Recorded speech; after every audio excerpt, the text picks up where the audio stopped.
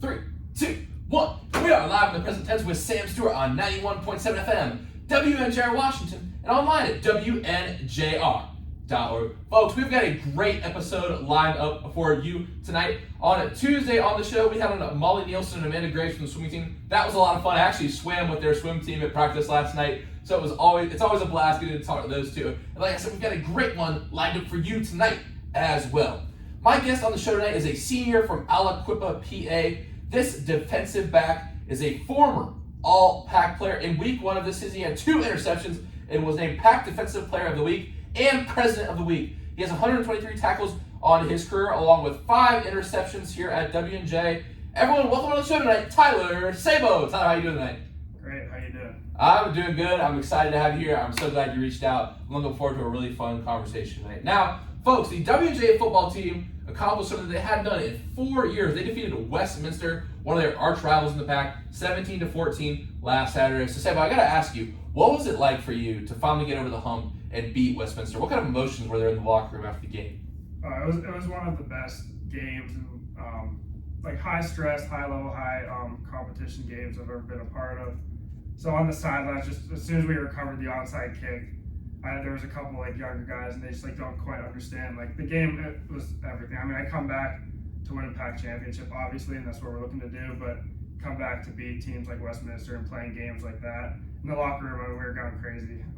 We were going crazy in the locker room, so it was a great time. Yeah, and for you guys, this upcoming week is just as big. You guys sit at currently at 5-1, and this week you take on a Carnegie Mellon squad who's ranked 20th in the nation. They barely escaped Wagensburg last week, winning 27-20 on the last drive. But listen, any way you slice it, this is a big game, Sabo. So what are the big keys going into Saturday with the Carnegie Mellon squad? It's got a decent offense, but a really good defense as well. So from your side of the ball, we can just talk about defense right now. But what do you think the big keys are?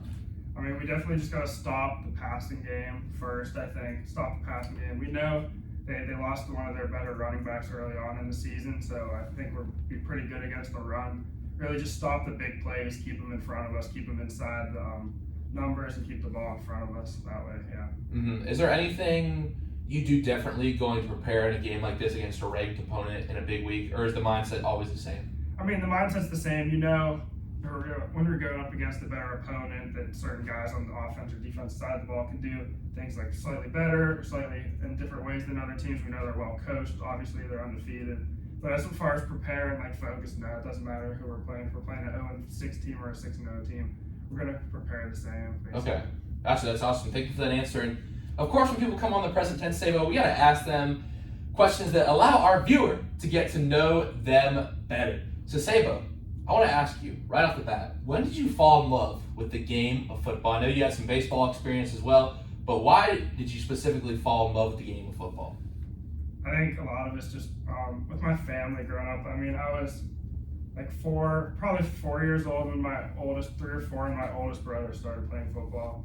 So I see them start playing, and I think I was 5 or 6 years old, like kindergarten playing, and I've been playing since I was like 5 or 6 years old. Wow, 5 or 6, wow. Yeah, we grew up all Pittsburgh sports, love the Steelers, and I think that's it. Just grew up around it, and I love it since then. Yeah. No, that's awesome. And for you, why did you choose to come play for WNJ under Coach Sirianni and Coach Lavaro? A lot of it was I just was trying to look for a good, reputable school, and somewhere where I liked the area, liked the school, and then obviously the opportunity to play football came. And Coach Sirianni is actually from Aliquippa, from Hopewell area. Okay. So he saw me in high school a lot. And then I got here and I decided I was going to play safety, and just kind of fell into place like that. I was actually on the baseball roster the first week or 2 of fall. Okay. And but I told Coach Mountain in the summer that I was just going to stick to football, but I was thinking about doing both. Okay, I got you. What position you play in baseball? It would have been like third base, center field, or outfield, something like that. I got you. All right, cool. And for you, Sabo, when you're a senior on the present tense, we have to ask you a specific set of questions. So the first one I want to ask you right off the bat is, and I'm sure this did happen this season, if a freshman defensive back came up to you on the first day of practice and said, Sabo, what is the biggest piece of advice you give me for playing football at WNJ under Coach Sirianni? What would you tell them? Under Coach Sirianni and Coach Lavaro, probably pedal in the post. It's kind of a thing. If you're the high post player, it's kind of a joke now, but okay. Basically just pedaling in the post, getting back, and then keep everything in front of you on defense. Okay. But I don't know, just stick with it. I mean, a lot of times freshmen don't get to see the field a lot, and they're used to playing like me. I played both sides of the ball, and then I come here freshman year, just played special teams and a little bit of backup here or there. But just keep your nose down and keep working hard in the weight room, and you'll see the results. Okay, that's awesome. And Sam, my next question for you is, how do you want to be remembered at Washington Jefferson College? I think I just like to be remembered, obviously for sports, but I just like when people think of me like as a funny guy, or if like I hear people talking, it's like, oh, Sabo, and then they like laugh or smile. Just anytime my name comes up and people start like laughing, I think that's always a good thing. That's awesome. And now a question that I really enjoy, and I'm actually really excited to hear your answer. I've been pushing this one a lot more lately, is, let me set the scene for you. First of all, you're sitting in a dorm room, sitting on the bed, and you see the freshman version of yourself walk into your freshman dorm room. What advice do you give that person? Say, well, 5 years later, what advice do you give them? Oh, geez, that's tough. I don't know. Just be patient with things. Think things out before you. I'm sure there's some stories there that we can't tell on air. Maybe I don't know. I mean, I'm very open, big mouth, open-minded. Maybe think before you say things. So just be patient in life, I think. It's maybe something like that. Okay. Awesome. My next question is, what is one trait that it takes to be successful in football? I think just maybe I think discipline is a great word. Not just like discipline, like, oh, don't jump off sides, but whether it's like lifting, it's like we're supposed to lift 2 or 3 times, whether it's going to a lift or watching film on your own, or just like pushing yourself, because in practice, we're going against the scout team guys, so you may think it's like easy, but try to take the reps as seriously as you can. So just discipline in all aspects of life. I think that's a great word. Wow, that's a great trait to talk about. I love that you brought that up. My next question for you, Sabo, you talked about lifting there a little bit. Obviously you're coming back for your 5th year. What was the decision like when you decided to come back? And 2, what kind of things did you work on this off season once you decided you were coming back? So I think I knew I was coming back basically as soon as we had the option to come back, like at the beginning of last year, 2 years ago when the COVID thing got put into place, I was set on coming back. And then last year, I don't know if we're going to get into it, but I broke my hand. So that was another huge motivating factor for me to come back. And if I have the opportunity, and I said if anyone has the opportunity, if you play a sport, then play it as long as you can, basically. Hey, since you did bring it up, you did go through a tough injury last year, last year, breaking your hand.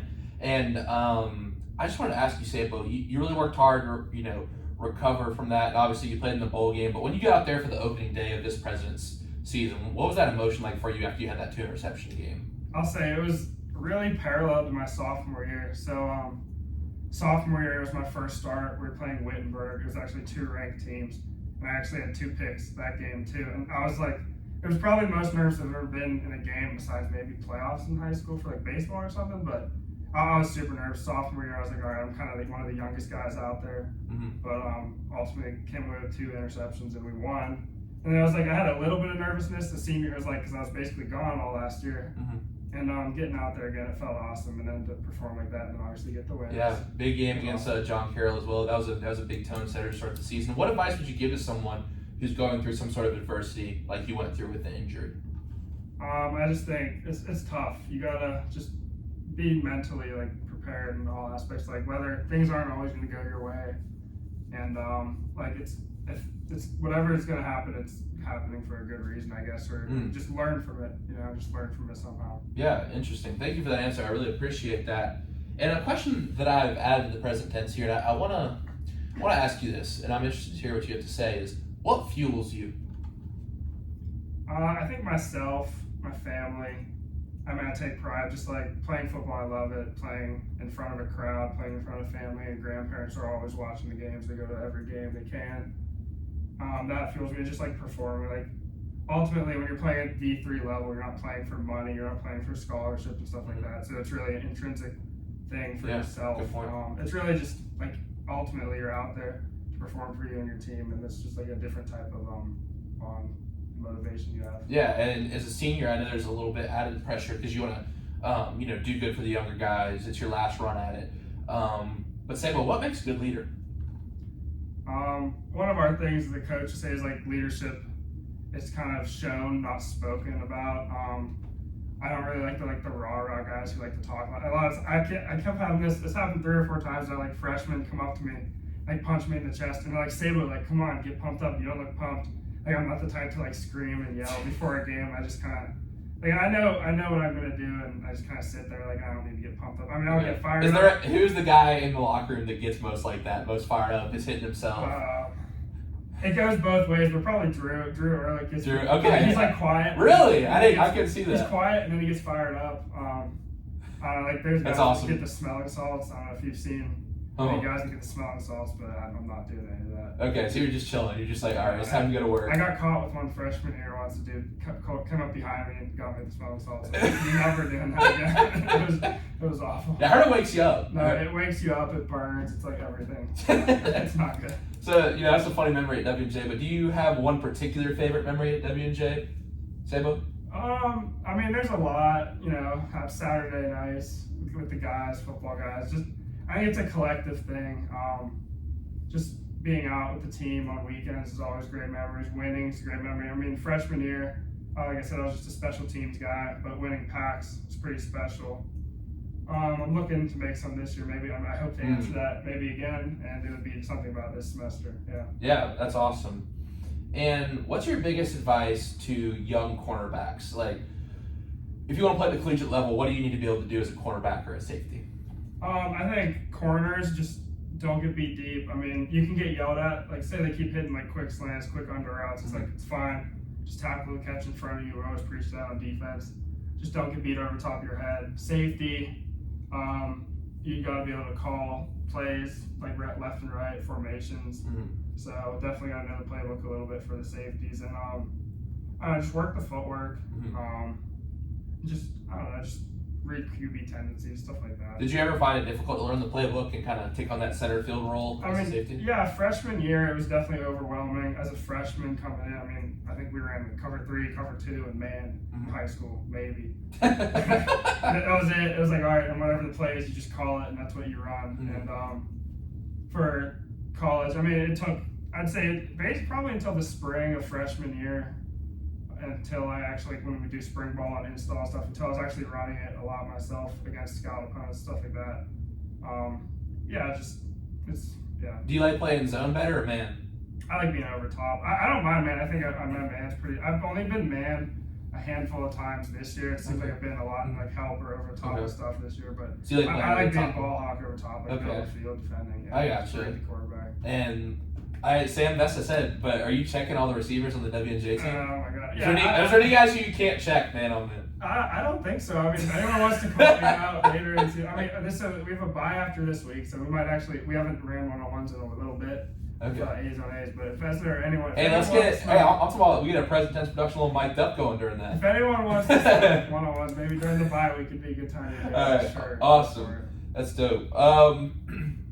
Now, Sabo, my next question for you is: if you had a free Saturday with no plans, no commitments, and money wasn't an issue, what would you do with it? For your coach, because Sirianni said he'd take a trip to Notre Dame to watch a football game. Trying to think of other examples. Angelo said he would buy a nice Tom Ford suit, get a few cigars, a little plain Jane rolling. I don't know, just probably travel somewhere maybe. Okay. I don't know, like you said one day. One day. So you get there and like plane. Right? Yeah. So I don't know, maybe travel. We're going to go on that Italy trip. COVID kept messing it up. Are you going? Not right now, but I think our family might go eventually, or we're planning on it later on. But there's actually a chance I could play in Italy too. That's like a whole different thing. Yeah, they have pro baseball. Actually, the pro baseball in Italy is actually really good. Yeah, and they have like a semi-league. So when I was a freshman, the strong safety who was his name's Zach Quattrone, he actually plays for the Italy team that WJ is going to go play over there. Really? Yeah, so that's really cool. That's interesting. A lot of people say, so would you want to go to Italy for the culture too? Because I feel like a lot of people say Italy, and when I ask this question. I just think it has like the reputation for a reason. I think that'd be a fun place to go. Yeah, experience. I'm really into art nowadays, so I think it'd be dope to go. And there's like the Coliseum and stuff. Like I feel like it's one of those travel places that everyone goes, but you gotta. There's a reason everyone goes. Yeah, exactly. Well, a lot of people said Greece too. So yeah. I think Greece would be dope. Now, next question for you, Sabo, is if you had to listen to one music artist for the rest of your life, who would it be? Oh man. See, that's so tough because the moods go up and down. So this is part of the question, but it's definitely a keeper on the presidents. We've had some interesting answers. Because I like when I think of like football and like motivational stuff and like when I'm trying to get in the zone, Lil Baby, but I don't think I can listen to him like every day because it's just that style of music. Yeah, it was disc choreo. I feel like you gotta have the answer comes from variety in the disc choreography and how good are their bad songs. So my answer to this was Mac Miller. Because he has hype songs, like chill songs. I like Ed Sheeran. Who said that? Amanda said that. I think Ed Sheeran, I think there's something about, I don't know, I think his different variety of music. Yeah. Different genre. And he's always bringing in different people, if that counts too, in the songs. Yeah. And just different beats and stuff like that, maybe. Yeah, what's your favorite Ed Sheeran song? Mine's Thinking Out Loud, I would have to say. Yeah, I mean, I don't know. It's definitely more of a mainstream one. Yeah. I'm not sure. Pull it up. Yeah, let me look at the. Get the playlist going. Yeah. No, it's definitely a question. Yeah, lately, Bad Habits is pretty good. Perfect. So so this was like high school of senior year. I don't know if I ever showed my parents this. Perfect Symphony. It was Ed Sheeran and Andre Bocelli. I don't know if you know who that singer is. He's a blind Italian singer. Yeah. So it's Ed Sheeran does like the first half of the song, and then in Italian he sings Perfect the second half of it. Oh, really? So we had like this senior kickoff send-off party thing, and I sang the second half of Perfect in Italian. Really? I don't know what I was thinking, but yeah, I thought it was. Are you Italian? No, I'm actually 0% Italian. Okay. I just like the song. Okay. And I thought people were saying all that. But yeah. No, okay, that's dope. And for my next question, I'm gonna ask you, what is your favorite movie and why? Oh man, that is tough. And I have to say, I'm gonna have to give you favorite sports movie too, because you're a big sports movie guy. Yeah. I can tell. So I love all the Marvel, but the Batman that recently came out was awesome. But I feel like superhero movies are just like a separate like category. Like they can be good on their own, but like Martin Scorsese said they're theme park movies. Yeah, I understand that. Yeah. Bucket List is like Morgan Freeman. I've never heard of that. It's with Morgan Freeman and Jack Nicholson. I like that. Oh man, there's a couple of them that are. So, have you watched the Redeem Team documentary yet? No. On Netflix, do you plan on watching it? No. What is it? Redeem. It's about the 2008 Olympic basketball team with LeBron, D Wade, and Carmelo, Kobe. And they team 2004 lost, and they came back 2008 won. It was the first year Coach K was the coach of the Olympics. I thought it was really well done. Let's check it out. I mean, are you a basketball guy? You an NBA fan? Yeah. Yeah, I mean, I definitely check it out. There's no Pittsburgh team. I wish like Mark Cuban buys a team or something. Maybe. Yeah. Who's your favorite NBA team? I mean, I hate to be like bandwagon. When LeBron was on the Cavs, I watched him a lot. I watched him when he went to the Lakers, Miami a little bit, but. So you're a Lakers fan? No, I'm not. Okay. I'm a LeBron fan, big time. I am. Bro, they look rough in the preseason, bro. I love Giannis though. Yeah. They call him the Greek Freak for a reason. He's special. Well, I mean, bro, the thing is, I saw last night, and obviously, I love the NBA. We're gonna get a little bit more of this in the next couple weeks. Obviously, we talked about NFL tonight, but Ben Simmons, like, that's a good addition when they play the Bucks. Like, the man cannot shoot. Yeah. But, I mean, if the Nets, if he can stay healthy and get out there, he can guard Giannis, you know what I mean? Mm-hmm. I mean, and now we're talking about basketball, but you still feel the whole thing with Draymond Green? Yeah. What's your thoughts? I can't believe anyone's saying, "Oh, that cameraman is gonna get fired" or whatever. Like, I want to know. It happened recently, right? Yeah, it happened like weeks ago. Because I want to know, what if it just got leaked now? It happened like weeks ago. Well, I think he should still get fired. Yeah. You think the camera guy should get fired? Yeah, he should get fired. But like, wait. Hey, tell me. Are you talking about the camera guy or the guy who leaked it? Well, it's not the same guy. I don't know. I mean, I thought it would just be the same. All right. So whoever leaked it, you don't think they should be fired? I don't know. I mean, so what? So if we never knew about it, he just punches a dude and everyone's like cool with it. Well, Steve Kerr got punched by Michael Jordan in the Last Dance season. You know? Personally, I've never liked Draymond Green at all. You're a Cavs guy. You were pulling for the Cavs all those years. I just don't like him. No, because I love Steph Curry. I love watching Steph Curry. He's awesome. Never liked Draymond's a player. So do you not like that style of player, or do you not just like Draymond? Because you like the style of punching people. I like the grit or something. Okay, I get it. We get fired up. But I don't know. I'd be mad at it. What was the guy saying? He was ripping him. I don't know. There's been different things. I saw something like, "Oh yeah, he's gonna be gone," and like there was some pretty. I thought it was pretty funny. So I think it was Jordan Poole was roasting him a little bit. I mean, Jordan Poole definitely is like cocky, bro. Like, but he's been balling out lately. Dude, he took a step back half court shot in the finals and made it. He's been balling out. No, I never liked Draymond, so I was like smiling at it. I was like, bro, he clocked him, bro. It was insane. Now, so favorite sports movie. Because when we discussed, I feel like you're an avid sports movie guy. I just get that sense from you. Yeah, I mean, there's a lot. I actually just watched Rudy. It was free on YouTube. You know, Rudy never about seen Notre Dame. No, I've seen it, but it had been years since I saw it. And it's just like very motivational. So that was on my mind. The true story of that's actually really interesting. It's interesting. Like I'm looking like. Not that the movie isn't like great, but the whole like way that like they conveyed it in the film is really interesting. But if you watch the movie, it's super motivating. Yeah. And then this isn't a sports movie, but like a shout out to This Is Us. I used to watch the TV series. I think my parents watched that. Yeah, I used to watch with my parents in high school. The couple, like the main like husband and wife, they like met at a Steelers bar during a Super Bowl. Oh really? Basically. Yeah, that's like how they met. Show. Yeah. I'm watching this movie right now. It's kind of a cult classic. You know the album Kids by Mac Miller, right? Yeah. So it's based off a 1995 movie called Kids. Mm-hmm. So it's really interesting. But yeah, I love talking about movies. I can talk about it all day, honestly. Friday Night Lights. That's one that's definitely on my mind. I've actually never seen that. Yeah, it's like, I think it's Texas high school football. Yeah. I've heard it's good. I don't know why I haven't watched it. I think, I mean, The Longest Yard. Yeah. What's the one about the team in California that haven't lost a game in really long? Waterboy. That's a great one. I mean, Remember the Titans, in my opinion. Yeah, I Remember the Titans is awesome. I think I saw that for the first time when I was like really young though. It's a good one. And, The Blinds. I'm just looking at it. Yeah, I know Blindside's awesome. When the Game Stands Tall, that's the one. I never saw that. No. Blindside's awesome. The Blind Side is awesome. Invincible, have you seen that? I don't think. Concussion. I saw Concussion. I saw that. I don't know why I remember. It's just on a road. I mean, it's in Pittsburgh. It's about Pittsburgh. Yeah. It was about because the doctor and all that and the case was happening in there. Concussion's good, but it wasn't as like. It's not really a football movie. It wasn't like inspiring or like uplifting. I don't know. We Are Marshall. Yeah, We Are Marshall. It's good. I'm just rolling through them now. Draft Day. You seen that? I saw Draft Day, yeah, but was that about the Browns? Yeah. Browns. I'm trying to think. I'm just scrolling through. Baseball movies. All right, Field of Dreams. Oh, Field of Dreams. That's what I said for my answer. All right, I was gonna have to say Field of Dreams. For the love of the game. For the love of the game. Just The Sandlot. Bull Durham. The Sandlot. You seen Bull Durham? Yeah, Bull Durham. The Sandlot too is honestly good. I'm Sandlot. trying to think.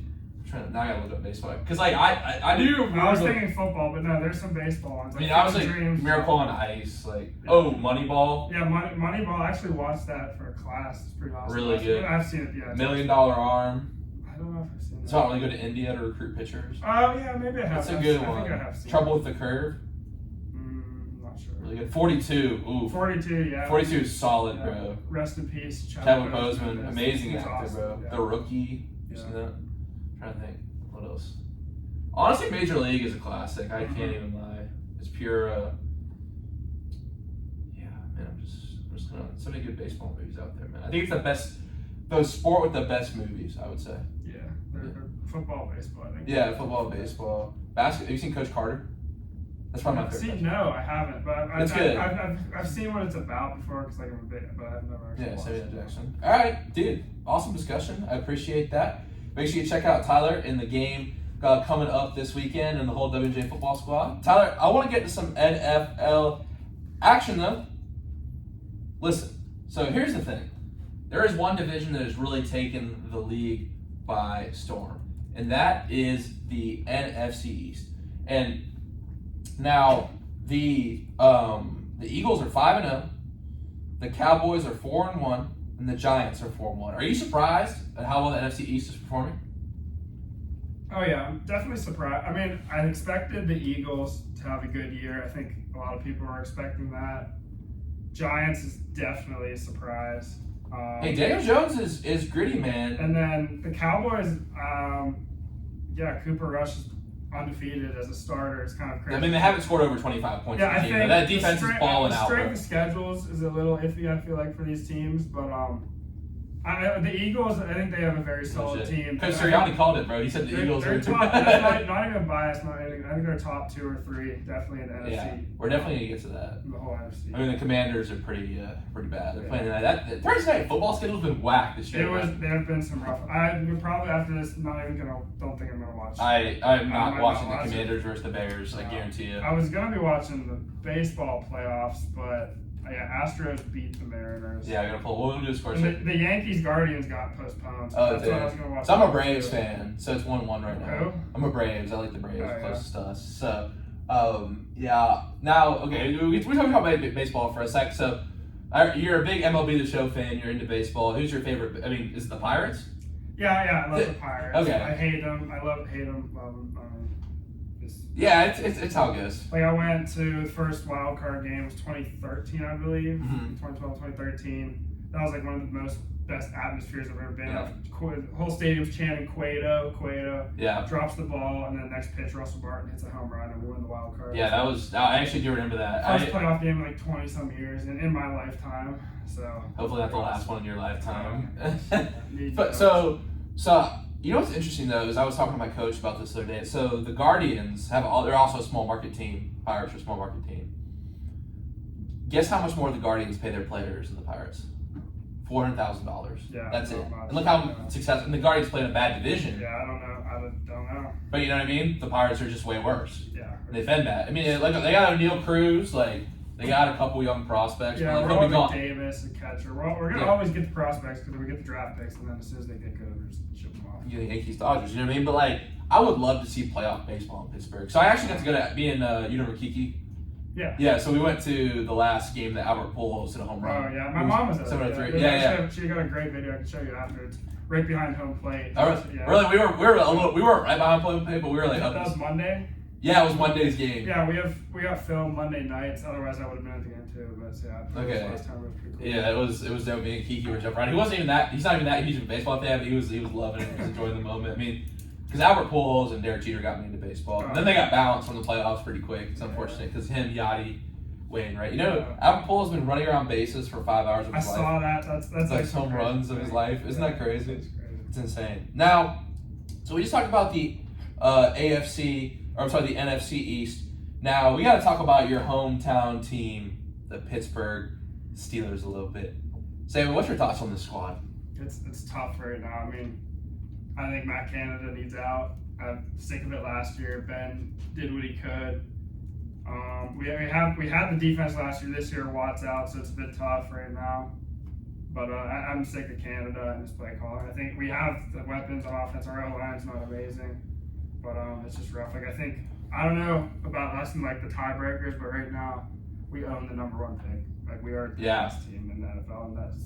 Well, it hurts not having TJ there. And I did watch. I watched the highlights before you came in tonight, and I was at Primati Bros. We were talking about for the show. I was sitting at the bar. All the Steelers fans. There's a guy next to me every time the Bills will score. Be like, give me another bucket. Give me another bucket. Yeah. Bud Lights, bro. It's rough, man. Okay, are you a fan of Primati Bros? First of all. Yeah, Primani Bros. Pittsburgh. Yin's guys. Yeah, there's one right in the Moon. It's like Moon's right near the airport and one. Okay, right. Okay, because I know there's one down the strip. Yeah, and there's one in Washington. One's like 20 minutes from me. Okay, what's your go-to? I mean, I just like any kind of sandwich. I like the big fish. The big fish. See, I'm not a fish guy. Really? No. A little fishy for you. Any kind of burger or chicken sandwich. You like? Yeah, I mean the fries is like I love it. I mean, it fills you up too. Mm-hmm. All right, so Matt Canada, obviously, a lot of people want him gone. It seems like the defense is struggling too. Do you think it's just an issue of TJ Watt not being there, or is there holes there that need to be solved? I think Watt's part of it, but there's other holes. I mean, linebackers. I could say like Devin Bush is not. Ever since he did his knee, he just hasn't been the same. He looked a little bit better in the last 2 games, I think. But we're just getting cooked everywhere. I mean, even like it doesn't matter what side. Like up front, we're getting gassed in the run. We're getting gassed in the passing. Yeah. Holes everywhere. So do you think Kenny Pickett was the right draft pick for this team, or should they have gone another direction? Because obviously he struggled thus far. Let's pull up his stats right here. So on the season, he's 447 yards, with 4 INTs and no tutties. Yeah, it's tough. I mean, I wasn't mad at it. I was okay with the George Pickens pick, and then Pickett was I would have been fine if they flip flopped those. Honestly, if we took Pickens because you could have got Pickett later in the draft, second or third, but you would have been third, probably second. But I wasn't mad at it. I'm not like a Pitt guy or anything. I just think there was some top tier O line that we would have taken. I feel like, and they were off the board. Like literally 1 or 2 picks before us, they were gone. And there was a safety I think we were thinking about, and then the Ravens took both guys that I was thinking about taking. Yeah. Linderbaum was a center or guard. See, I think they should have took a lineman because look, Kenny Pickett got absolutely destroyed back there. And there were a couple of really violent hits on him. Actually, they got in a couple scuffles. Like, I mean, honestly, a lineman would not have been a bad pick. And Kenny Pickett's hanging in there. Don't get me wrong. I think he's doing a much better job than Mitchell Trubisky was doing, like with the resources he has right now. But I think Mitchell Trubisky could have played a few more games. You know what I mean? Yeah, I don't. It's tough because they always say, basically every sports guy is going to say this. You start Trubisky because if Trubisky does bad, you can go to Pickett. But it's like that's once you go to Pickett. Yeah, once you go to Pickett, it's like, well, now what? If he struggles, you can't really go back to Trubisky and then bench Pickett again. Rudolph. I mean, hey, you got Rudolph. Yeah, don't. I mean, Rudolph's not as bad as people make him out. I know he's a solid NFL quarterback. Not great. He's average. He's all right. Yeah, for a backup, I guess he's all right. Not bad. I don't think he's ever going to be a starter or anything. No.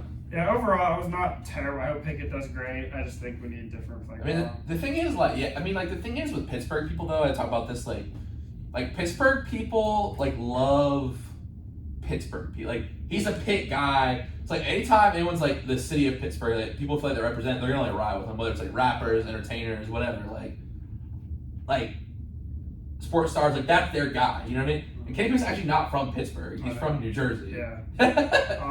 That's just because he's been here since 2017. Yeah, he played against Kobe. He played for Pitt for 5 years. I will say I'm not a Pitt fan, so I don't have that bias. You're an Ohio State fan. Ohio State. Shout out to my dad. Shout out to Jameson Campbell. You know him. He's playing ball there. That's great. He's playing ball there. Yeah. Yeah, my dad played ball. Baseball. Oh, really? What position?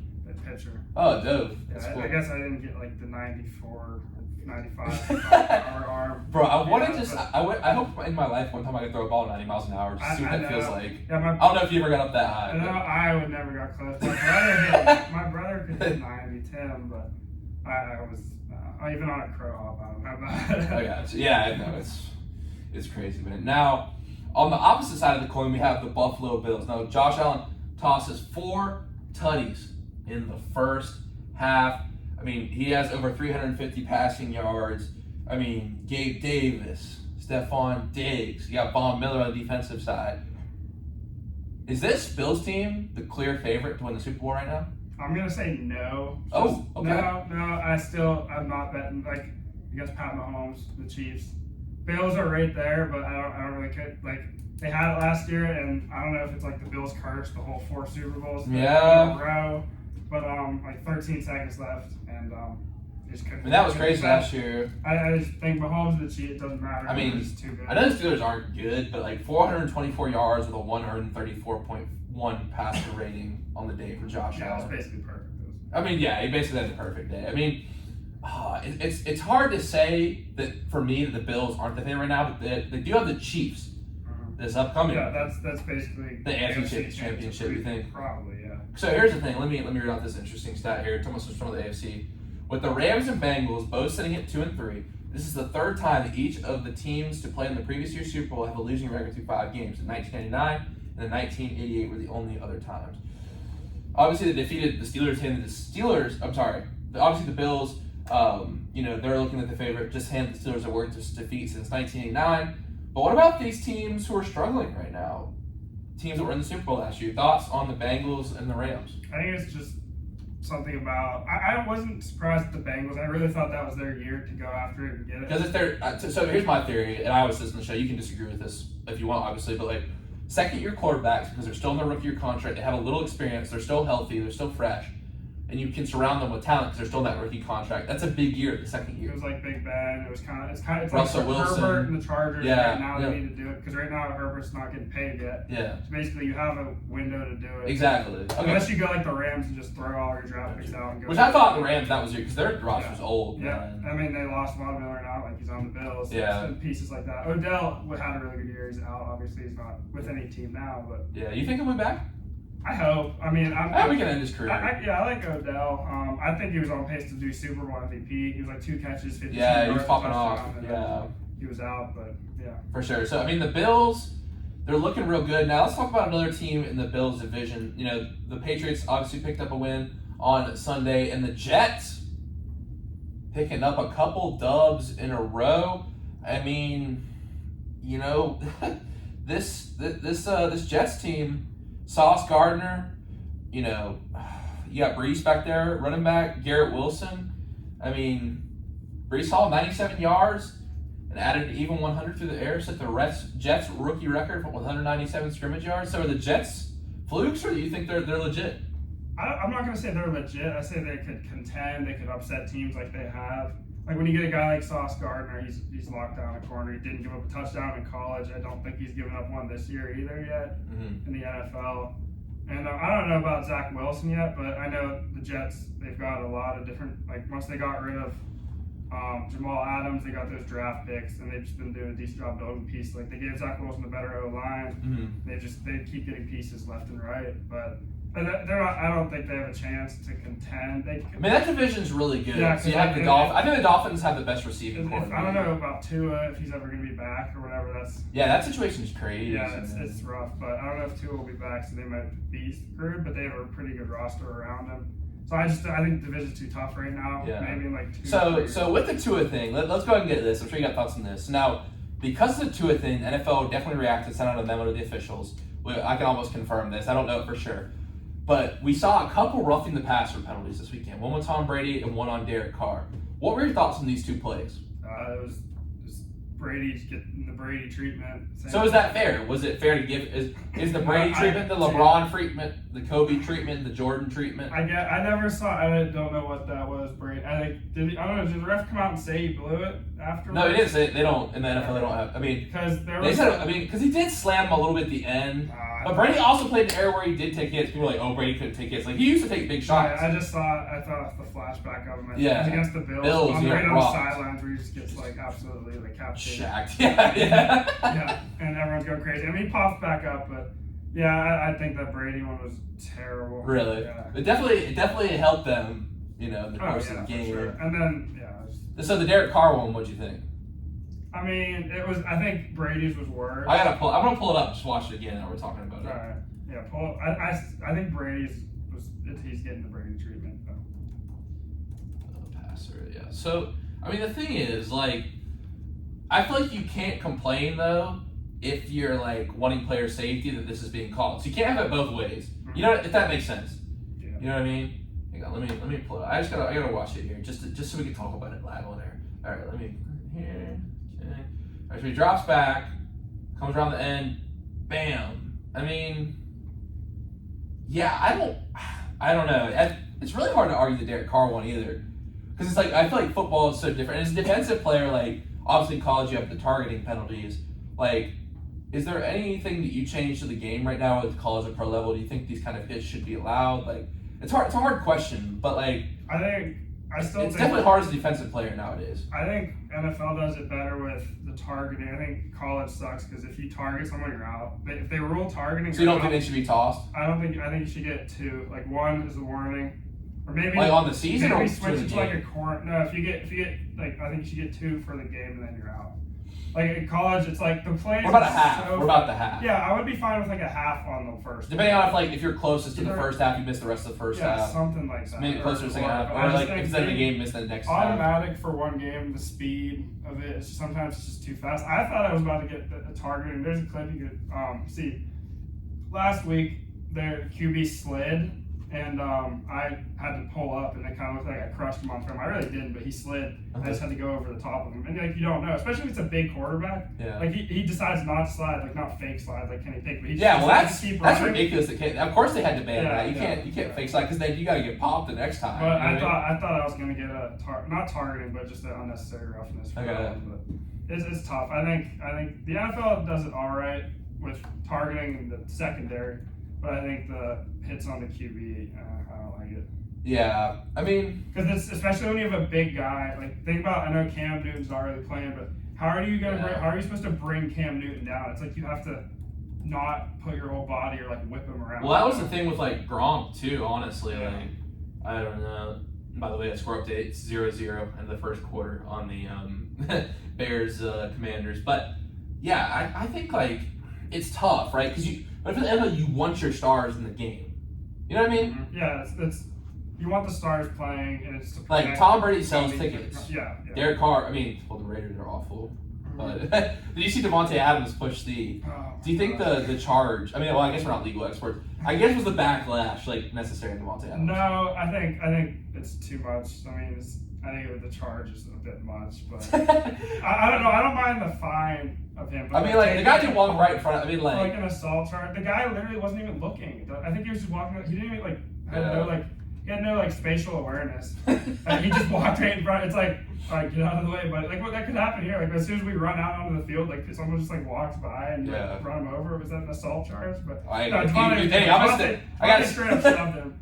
But this dude had the camera had no spatial awareness. You could have like you're crossing the road. You just gave me a good idea. I'll stand in front of the tunnel. Let you hit me. I'll flop. If you sue me, I'll be like, Sega's gonna have to carry me off. I'm fine with the fine to Devontae, but the whole court thing, I don't think so. Hey, I'll be out there on Saturday. I'll be ball boying. So when you guys talk to the stage. Yeah. Some good conversation. Yeah, we did. We talked. I was like, hey, go play Sabo. Nah, if I get hit, I'll flop as a ball boy. So. Oh man. Okay. Now this, I don't know why I thought it was about talking on the field. Are you a trash talker, Sabo? Drew said he talks a little bit. Yeah, no, it's a little bit every once in a while because I gotta really be fired up. Yeah, because you say you're not like a big rah guy. You kind of stand in your business. I gotta be feeling different type of way. I mean, I guess Westminster, maybe against me, maybe, but I really don't talk too much. It really just depends on how the game's going, how I'm feeling. But yeah. I got you. I got that. Now, I'm excited to see the Steelers-Bucks this weekend. Predictions for this game? I'm gonna say Steelers win. Like, it's pro football, so you don't know. You know what I mean? I mean, I went to this little sports luncheon thing with some guys that Coach Sirianni spoke. I talked to Alex Highsmith, and Highsmith said he needs to sack Brady because this is probably his last chance to sack Tom Brady. Is he from North Carolina? I know Charlotte. He went to Charlotte. He's from there. He's from Charlotte. He's from the area too. It's okay. I don't know if it was Wilmington maybe. I mean Wilmington's in North Carolina. He's from. It's something around there. At Eugene Ashley High School. Yeah. It's in New Hanover, North Carolina. Okay. So I talked to him in Wilmington. Okay. Yeah. Took a picture with him, and he said, he's got to get Tom Brady sacked. So. All right. Prediction for that maybe. Yeah, I mean, so the Bucs are really injured. Their interior offensive line. Yeah. Obviously, it's been a rotating wheel with the receivers. Do you think they're gonna have a chance this year, the Bucs, to do all the way? Yeah, I mean, obviously they'll make the playoffs because their defense. Yeah, their defense is lights out pretty much. Like whatever. I don't know what the under is for the game, but I'll take it. I would take it because it's insane. Buccaneers defense probably is going to keep it low score. Yeah, I would say so. I mean, we'll see. I mean, it is in Pittsburgh. It's always a tough place to play, even though they're not great this year. But Sabo, this leads me to my power rankings segment for today. Now let's go to ESPN. ESPN has Kansas City at 1 at 4-1, the Buffalo Bills at 2 at 4-1, the Eagles at 3 at 5-0, the Vikings at 4-1 at 4, and the Cowboys at 5 at 4-1. So here's my top 5 for NFL Week 6. Buffalo at number 1. Look, Coach Mountain told me Buffalo is the best NFL team in the last 5 years. I don't know if that's true. Sabo, you're smiling. Coach Mountain's a baseball coach. Yeah. Oh, he called him out. He's also a huge Buffalo Bills fan. Because I was like, yeah, the Steelers are so bad. He goes, well, the Bills are really good. Because to me, the best NFL team was the Buccaneers team the past 5 years that won because their defense and their offense was really legit. Yeah, and also some of those Kansas City teams were really good too. So I got Eagles at 1. Buffalo at 1. I'm gonna go Eagles at 2 instead of the Chiefs. I like the Eagles. Obviously, 5-0. The record speaks for itself. Like, we can get all fancy with these power rankings, but record has to have some weight. 3, I got Kansas City. I've always been a big Pat Mahomes guy. Look, the play against the Raiders where was it Hunter Renfrow? Were they? Ran into each other. Hunter Renfrow, Devontae Adams. Yeah. So like they ran into each other. If that doesn't happen, maybe you can catch that ball. I think Devontae saw Renfrow and the cameraman after the game. I think that's what he saw. I guess. Thought the cameraman was Renfrow. Raiders, man. They're 1-4, but PTSD. Yeah, I mean they almost lost that game. They were both going to be open, I think. I don't know what Devontae was supposed to do in the in-round. Yeah, I don't know. Renfrow had like 5 yards separation. Yeah, it was rough. So that's what I'm saying. KC barely won that game, so I'm putting it at 3. Beat up at still at 3. I'm gonna go with the Cowboys. They haven't scored more than 25 points since Dak, but the defense has been carrying this team. They've been playing real good ball. I got them at 4. And I don't think it should be controversy when it. I don't know about you, but Jerry Jones said he wanted to keep it calm, and maybe there's a little one, but I don't think they should play Dak when he gets back. Do you? Is there any thought of that? If you're winning, keep it back up in, I think. Really? I don't. I mean, Dak. What has he done? Has he won a playoff? He's gotten bounced. He got bounced in the playoffs twice. I believe he has 1 or 2 wins. Yeah. I mean, I don't know. I just think they've been underperforming. But I mean, for sure. But yeah, I don't know. It'll be interesting. I don't have a definitive answer. I mean, let's pull up their next 3 games. If Cooper Rush hasn't lost as a backup, I don't see why you pull. I mean. All right. So let's look at their upcoming schedule here. Okay. So Cowboys. All right. So I got the Eagles this week. Obviously, that's a big matchup. They're in my top 5. I mean, they beat the Giants, who did just take down the Packers. Like, they beat the Bengals. They beat the Rams, which those are all iffy. So the Eagles, they got the Lions and Bears. So I think in the next 3 weeks, if they can beat the Eagles, they can really separate themselves in that division. Although the other teams aren't playing good ball, the NFC East is back, like we talked about to start. But hey, man, I don't know. It's gonna be an interesting controversy. We'll see how Cooper Rush plays over these next couple weeks. And at number 5, I've got the Minnesota Vikings.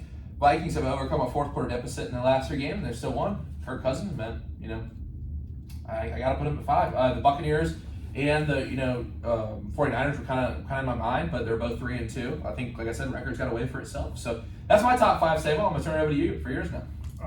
I'm gonna go Chiefs 1. Really? Okay. I just think Pat Mahomes is too good. I'm not gonna go against them. It doesn't matter how. I know they play these close games. They were down in the playoffs the year they won the Super Bowl, like every time basically, and they came back. It was insane. I'll go Chiefs 1. The Bills at 2. Just from that, and I think this game's gonna be awesome coming up here. I go Eagles at 3. Okay.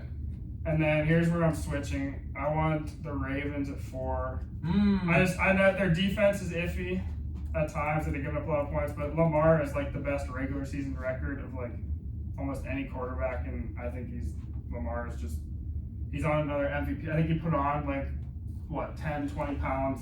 Yeah, I mean, they only lost to the Bills by 3. They beat the Pats. Only lost to the Dolphins by 4. Their 2 losses, I saw a post. They were trailing for 14 seconds, and they're both with their losses. Well, that could happen. That's what happened down the stretch last year. That game against the Steelers with the 2-point conversion. I forgot who the other 2-point conversion was against the game. That other game that was. But they blew a couple. I mean, you'd love to see Lamar Jackson, and obviously he won the playoffs against the Bills. I believe that was 2 years ago. That was a big game, but yeah, I mean, you'd like to see him succeed in the postseason a little more, but regular season, that's fair. Okay, so you got I think Ravens at 4. Harbaugh's a good coach. Yes, he is. I love watching this. Do some creative stuff. Like them and the Chiefs do really creative things.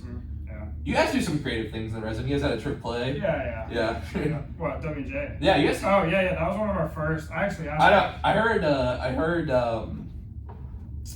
heard WJ doesn't really run trick plays. No, not too much. We've had some bad history of them, I guess, before I was here. I was asking Coach the last time we ran one, but it's been a while. I don't know what newspaper it was in today, but I just tell you about it for the show. It was hilarious. I gotta find a picture of it. I gotta get Huss to send me a picture of it. So the ladies who work the front register at comms always give Huss the newspaper. We're reading an article about Westminster, and the first paragraph is, in recent history, going up to Westminster for W&J was like getting a tooth removed.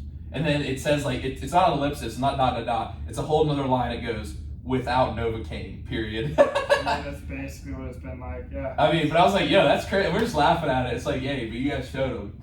But yeah, hey, I mean, no, trick play. I guess you throwing out there in the jumbo package or throwing a pass, bro, my God. doing something. I would love to be out there. It's fun. What'd you play in high school on offense? I was basically everything. I mean, it was wide receiver, running back. I a little bit of wildcat quarterback, and then I played safety. Okay, so. I got you. Now that jumbo package, I like that in the goal line too. I don't know what do you guys call that? I have someone tell me. Boom package. You got O'Rourke back there. Yeah, and O'Rourke, Keaton. Yeah, Keaton on defense. Keaton. Yeah, I like Ray's in one of my classes. Ray's been doing a real good job stepping in. Huss has been down unfortunately, but we know Huss will make a big comeback. You know he'll be back. All right, but to get to our and then 5. Buccaneers. Okay, so I'm a Bucs fan, so I can see the it. defense and Tom Brady. Yeah, I like them at 5 still, and just because I think the NFC is weaker. I got Eagles and Buccaneers. I think the NFC's. I think they can get through and get to the playoffs. So I'll just say Buccaneers at 5. Okay. Now, do you have a Super Bowl prediction? For real or Steelers? You're taking it serious, bro. Come on now. I would still say Chiefs, and I don't know who in the NFC, but I'll still, if I had to say a prediction, I'll say Chiefs. Okay. I don't know if my Uncle Craig is listening tonight. I don't know if Coach Jeff Mountain is listening tonight. But I think the Bills are gonna win the Super Bowl, man. Yeah. It's not a bad thing. It's not bad, but it's like the thing. Can you are you ever comfortable saying the Bills are gonna win the Super Bowl? No, I could. Yeah. You know what I mean? But that's the curse. My family is from Buffalo, so I kind of pretend to like Buffalo every once in a while. What's that kid on your team? Hinsdale. Garrett Hinsdale. Dude, he had his Sabre stuff on tonight. Sabre stuff. Blue Jays, which that's obviously they played in Buffalo for a couple years. He wears it with pride. Yeah, I mean, as he should right now. The Bills, they're awesome. I just for some reason I don't know, I have a weird anti-bias against them. Well, I mean, they had that whole run. I mean, they looked unstoppable last year, and it just couldn't. Dude, that is crazy. So do you think they should change the overtime rule? Keep in mind, do you think they should change the overtime rule because of that? I think it's fine. You gotta stop. Tackle someone. What was it, 13 seconds left? Come on. There's no excuse. I mean, you give it to Cheetah, he runs up. Yeah, there's no excuses. I mean, it was terrible. But so I don't mind the overtime. I do like college overtime though too, the 25, and maybe NFL will be 35, so it's a little bit further back. So college, I feel like it gets tacky at times. Yeah. What I mean by that is you're setting up for a field goal and stuff. You still gotta punch the ball in the NFL. Mm-hmm. But football's not like a game like baseball where both sides get to hit. Yeah, I'm fine with NFL being how it is. Yeah, I got you. Now, we talked a little MLB. Do you have a World Series prediction with the team still in right now? I like Braves. I like the Braves. I said if they got in, obviously I'm a Braves fan, but the thing is, they have the lineup and they have the top end pitching. I believe Seth Strider should be or Spencer Strider should be the Rookie of the Year. And they still got Morton in the rotation. He'll get some games. Yeah, because he broke his foot or leg last year. Yes, crazy in the World Series. Braves. I mean, I like watching Bryce Harper. I like Harper's flair. It's but that's the series right now. Yeah, that's what I'm saying. But I think you like. See, I'm not a huge Bryce Harper. I just think. I mean, people say he's cocky but arrogant, but I think he's. Awesome. I mean, what has he done in Philly? You know what I mean? If they lose a series, somehow they snuck in, bro. They got in and dropped off the Mets. What a weird series that was, bro. The Mets and the Padres. I'm sorry, the Mets and the Padres. What a weird series that was. Buck Showalter goes up and tries to check on the pitcher's ear. Did you see that? Pine tar behind the ear. It was who was it? Musgrove. Musgrove, yeah. Former Pirate. Yes. Yeah, he was good. There's 6 or 7 Pirate pitchers that are starting. The Padres big victory last night, tied the series at 1-1. Joe Hader, had a big game. He struggled. Yeah, he was early in the year. He fell off. When he got traded to the Padres, immediately he struggled. Yeah, it seems like he found. And then Soto obviously stepped up since Tatis. That's crazy. Machado, yeah. I mean the Padres. We got to go, and me and my dad actually this season we got to watch Yu Darvish pitch. Oh yeah. Dude, he's one of the best in the game. One of the best the way he does. So they got the pitching. You know what I mean? I mean, everyone's always riding the Dodgers. It's like Dodgers Yankees. Yeah, the Mets. I see so many posts about they blew it.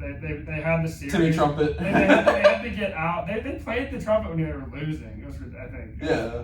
But they blew it in the regular season at the end of the year. 11-game lead in June. They chunked it away, and the Braves got the series, and then they lost in the wild card. Well, I know the big controversy too was Buck Showalter was talking about saving DeGrom for Game 2. He was the best. Why? DeGrom or Scherzer? I think DeGrom, right? Yeah, I like DeGrom. They picked Scherzer Game 1. Like, so here's my thing. It's like Bucks are always like, if we don't have to use them, we're not gonna use them. We're just gonna save them. Like, and I know it's like the analytics guys might like that stuff. I usually don't mind those guys, but like like the rule of playoff baseball pitching is you don't save your pitching. Yeah, You don't save your pitching. You don't. So like they should have got that game. And not saying Scherzer's not an amazing pitcher. I mean, he got shelled, and that happens sometimes. Trust me, it happens. But like, like why would you not start DeGrom? Yeah. He's the best pitcher on your staff. You know what I mean? Like, why save your pitching? And you can disagree if you want, but like. No, I agree. It's almost like they're trying to use DeGrom to like close out and finish the series or something. I don't know. Yeah, like baseball's such a metaphor. That's why I think the baseball playoffs are some of the best playoffs because it's like you rarely see sweeps. Like it's just the teams have so little separating them. Like you rarely see sweeps in the NBA except if you're I the Brooklyn think Nets. pitching's huge, especially because the playoff format switched now. It's not just that one game wild card. Do you like that? Do you like the 3 game better than the 1 game? Yeah, I think so. There's something kind of to the 1 game though. But the 3 games more. The 3 games more of like. But the MLB is based off 3 game series usually. Yeah, usually. So I'm fine with the 3 game. Yeah. Yeah, I mean, it just shows you gotta have that pitching depth like all the way through. I don't know on the AL side of things, like honestly, like I'm really pulling for the Mariners, but I think the Stros, man, they had a big comeback the other night. Like, that was. I mean, the guards. I don't think the guards can beat the Yankees. No. They don't have the firepower. So I mean, Yankees Astros. I mean, that's I tough. like the Judge story. I like Judge carrying. Yeah, I mean, like obviously he had the big year with the home runs and all that was fun, especially with Albert Pujols going at the same time. Like, man, I don't know. Like, I just can't pull. Like, I don't know if you still any. I don't mind the Astros, but it's like at this point, it's been so far removed. But like, jeez, man, I don't. And the Yankees, like, I can't pull. I got a question for you. Who is your MVP of the MLB?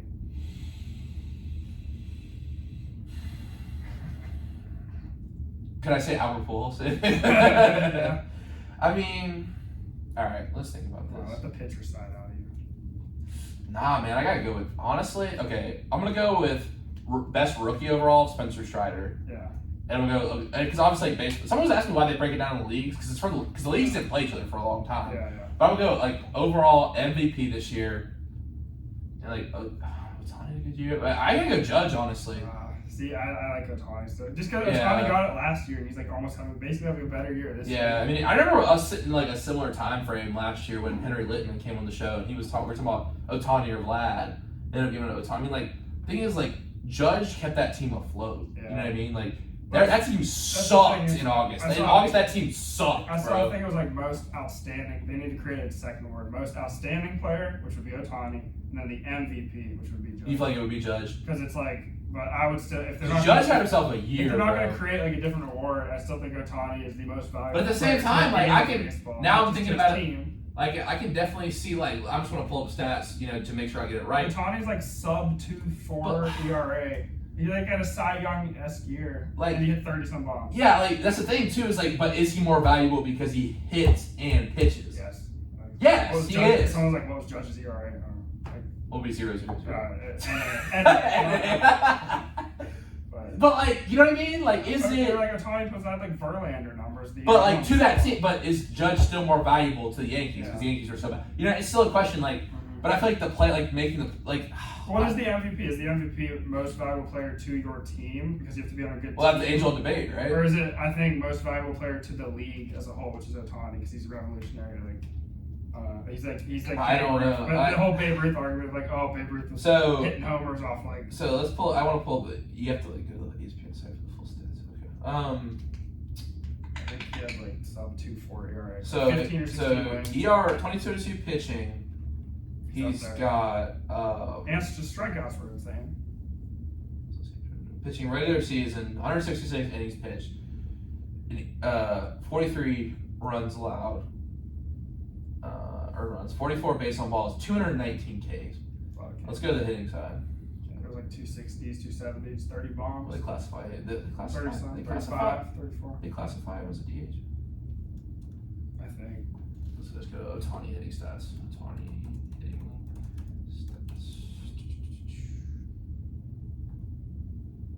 I can't see this. For some reason I'm pulling up right now. But getting a little Wi-Fi. Okay, here we go. So on the year, he had 160 hits, 34 home runs, batted 273, 95 RBIs, 11 stolen bases. a lot. It's a lot, exactly. A lot of production. But you know what's also crazy is the Angels haven't won a playoff game in a long time, and Mike Trout's haven't won a playoff game in his career. Yeah, Angels, they're like just the best. All right, now here's a question: do you give Judge big money after this year? If you're the Yankees, yeah. I would say no. Why? Don't give them the long term, bro. Because I'm thinking about the Angels. Like you give all these guys, they give Hamilton and Pujols big contracts. Like I feel like the big contract never works out. Where's he gonna go? No, you sign him. You sign him just to a short term deal. I mean, don't give him big money. If you want to sign him big money short term, that's fine. Short term is more important. What if he doesn't want that? What if he wants the locked in long term? I don't know. Well, you know that's why. Like So I was in DC the day that Soto rejected that $440 million deal. Crazy, because he wants $500 million, like 15 years. Yeah. Like that's insane, bro. It's insane. I just think, but if Judge rejects the big money short term, I think the Yankees need to do whatever. I saw someone said the guy with the ball, he was like in some big like CEO or whatever, or vice president of some big company. So like the home run wouldn't mean much to him. So instead, he would take the ball and like just be like, here, sign the Yankee. I'll give it back. Sign Judge. Like I think that would be. So I think it's like invaluable. I think the Yankees should keep him. They should definitely keep him. I just don't know about the big money thing. Yeah. Now, last question before we get a break here. Would you give the home run ball back? Me and Kiki had a discussion on this. Like, I would if you caught Aaron Judge's home run, like okay, let's say because I was there, Albert Pujols 703rd last home run ever. Like, do you give him the ball back right away? Do you put it on eBay? I'm waiting and you signing a lawyer, like yeah. Well, so that was like he might give you like 20 signed bats. Yeah, was that the last game of the year for the? That was not the last game of the year. It was the last home run ever. Last home run, yeah, because it was tough. Because it's like you hold on to you don't want to get rid of it immediately. Well, even the record ball. Like, what if you caught the record ball? That's what I'm saying. It was tough. I was debating it too. I was like, well, what if he plays one more game and then hits one more? Then it's not the valuable goes down a lot. Oh yeah. On the 703 ball. Yeah. So as soon as the season's over, and it's done. Boom, 703 ball. No, I wouldn't give it back. I'm getting something out of it. Yeah. I mean, you're gonna get something on it, but would you give it back eventually if you got something back for it? Yeah. To me, it doesn't mean that much. I mean, my brother Tim might still have a ball from Pujols. It's pretty cool. That's dope. Like a hand-given ball. It's kind of cool. It was after a game once we were sitting behind the dugout back when he played for the Cardinals. Like this is like early before 2010. Right. Well, it was in the Cardinals the first time. Yeah. And we got a ball. It was just like after the game, they flipped him the ball. Dude, that's so. So I think that's pretty cool. I hope Tim still has it. A lot of people were going out like the outfield, like right before he's at bat. I was like, nah, I gotta watch it from the plate. That's it. We gotta show the video of your mom. So that's awesome. All right. So we're actually gonna go to break, but of course, Sabo, we got your trivia question for tonight. Let's see if you can get it right tonight. Let's pull it up here. All right. Which one of these defensive backs has the most tackles? Now, this is not the leaders of all time necessarily. It's just which one of these four players has the most tackles. Okay?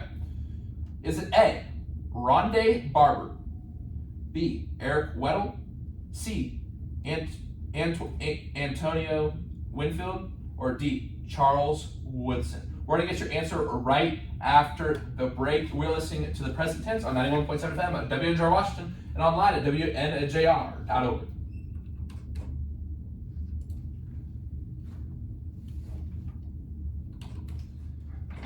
We are back on the present tense on 91.7 FM at WNJR Washington and online at WNJR.org. My name is Sam Stewart. Today we're talking with senior safety Tyler Sabo here on the present tense. And before the break, we have our trivia segment. And our question for Sabo tonight was, which of the following defensive backs in NFL history has the most tackles? Is it A, Rondé Barber, B, Eric Weddle, C, Antoine Winfield, or D, Charles Woodson? I was debating. I'm going to change. I think as far as longevity, I'm going to say Barber. Final answer? Yeah, Rondé Barber. Oh, sorry, that is incorrect. It is actually Eric Weddle. Weddle, I was going to say Weddle. With 903, Rondé Barber's got 847. Wait, 903, 847. I wonder how many Weddle had when he came back. No, he only came back for the playoffs for the Rams. Yeah, so he came back. Antoine Bethea actually is the whole leader all time. He's got 995. Yeah. Charles Woodson's got 818. Wow. So, yeah. Good trials. That was a pretty tough question, I gotta say. It was a tough one, but it's definitely an educated guess. You're definitely working through the process of it for sure. And Sabo, thanks for coming on the show tonight. It's been a lot of fun, and it's time for our final segment of the show. It's time for the quote of the day. Oh, all right. So here we go. I have 2 quotes. So one of them was, and this goes back to last year too a lot with my hand and just like adversity, but it was by Robert Frost. It was in 3 words, I can sum up everything I've learned about life. It goes on. I think that just can apply to so many different things. Like no matter what's going on with you, like everything else just keeps moving forward, you know? And you can just apply that to so many different situations, like whether you're going through struggles or you're going through good times, just life keeps going on. And then I hear this, I don't know if you got this from someone, but Coach Vince LeVar, our defensive coordinator, he always just says control what you can control. And that's just like, I've taken that to just control, you can control whether it's just on the defensive side of the ball and just worrying about us, or just like personal life or school, stuff like that. Wow, great quotes. I really like that first one. It goes on. Yeah, it goes. And there's 2. Like Little Baby and Little Yachty both have songs. Life Goes On. I like both of them. Yeah. Are you talking about their separate songs? They're separate songs. Little Yachty has a song called Life Goes On. Little Baby has a song called Life Goes On. Have you heard The Way Life Goes by Lil Uzi Vert? Oh, yeah. Also a great song. Yeah, all right, dude. Yeah. Sabo, thank you so much for reaching out. I remember you came to that first game. You goes, hey, man, you got to get me on the show after this 2 interception game, man. So thank you so much for coming on. I can tell you definitely had some good radio experience. I know you took a couple of Dr. Merriden's classes and stuff, and I'd love to have you back in the studio, so thank you for coming on today. All right, thank you. Appreciate it. Hey, good luck on Saturday. I'll be out there on the sidelines. Let's check in. We have a pregame. Little pregame talk, little pregame podcast. But seriously though, good luck. Make sure you check out Sabo and the rest of the W&J football squad. 1 p.m. Saturday as they take on the 20th ranked Carnegie Mellon team from just up the road. Hopefully I'll see you out there. Come say what's up. Come say hi. Let's talk about life. Let's talk about sports. But until then, everyone have a great night. Remember to live in the present tense.